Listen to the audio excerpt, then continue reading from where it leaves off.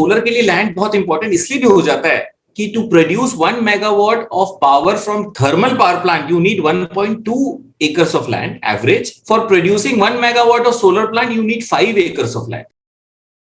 Today I feel privileged to attend this session and I thank you, sir, for giving me this opportunity to ask question. So my question is related to the solar land acquisition. Solar sector accounts for 60%, that is 280 gigawatts of India's promised 500 gigawatts by 2030. Therefore, 25 gigawatts of solar capacity must be installed each year to meet the said target.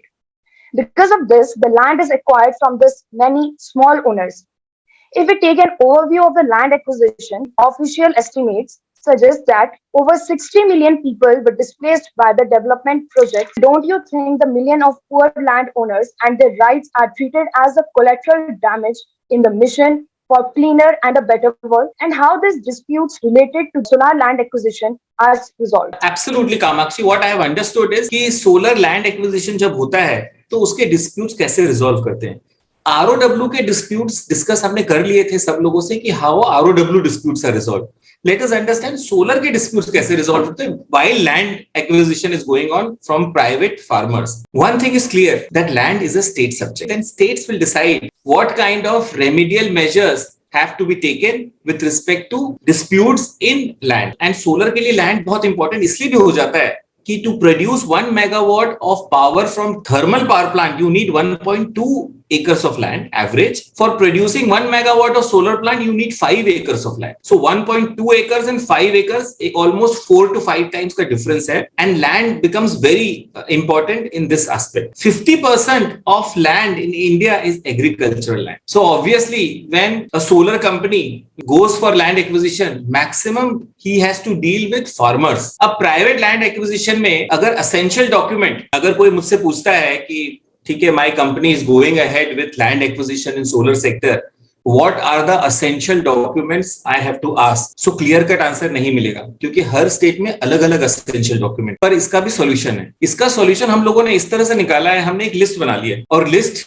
10 की list है. अगर greenfield project है तो 7 documents आप greenfield मतलब वहां पे कोई पहले से कोई प्री एग्जिस्टिंग सोलर प्लांट नहीं है. In that case and you are acquiring fresh, in that case 7 sets of document we decide and ask from the farmer और land aggregator whoever is doing land acquisition. First हम पूछते हैं land ownership record दे दो. Land ownership record जैसे UP में खाता खतौनी बोलते हैं उसको बोलते हैं रिकॉर्ड ऑफ राइट्स. फिर उसके बाद पट्टा चिट्ठा बोलते हैं फ्रॉम फॉर तमिलनाडु. किसान बही अलग अलग स्टेट में थोड़ा थोड़ा अलग अलग नाम है बट ये ध्यान रखना है कि उस स्टेट का लैंड ओनरशिप रिकॉर्ड क्या है. तो सबसे पहले लैंड ओनरशिप रिकॉर्ड आइडेंटिफाई कर लो उस स्टेट का. First step. सेकंड स्टेप उस स्टेट का क्रॉप रिकॉर्ड आइडेंटिफाई कर लो. सो आंध्र प्रदेश में पहानी बोलते हैं, तमिलनाडु में अदंगल, यूपी में खसरा, इंग्लिश में उसको बोलते हैं फील्ड बुक. फर्स्ट जो डॉक्यूमेंट मैंने बोला लैंड ओनरशिप रिकॉर्ड, उस लैंड ओनरशिप रिकॉर्ड में भी अलग अलग नाम है लेकिन फील्ड बुक में भी अलग अलग नाम है.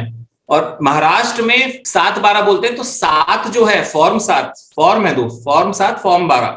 फॉर्म 7 जो होता है वो ओनरशिप बताता है और फॉर्म 12 बताता है कि भाई कल्टीवेशन क्या हुआ है. Crop records. क्रॉप रिकॉर्ड्स क्यों इंपॉर्टेंट है? क्योंकि उससे हम हर साल के क्रॉप रिकॉर्ड्स बनाते हैं, हमें पता चल जाता है ओनरशिप किसकी, मतलब किसका पोजीशन है. तो second. Third document is taxation record, land revenue payment record.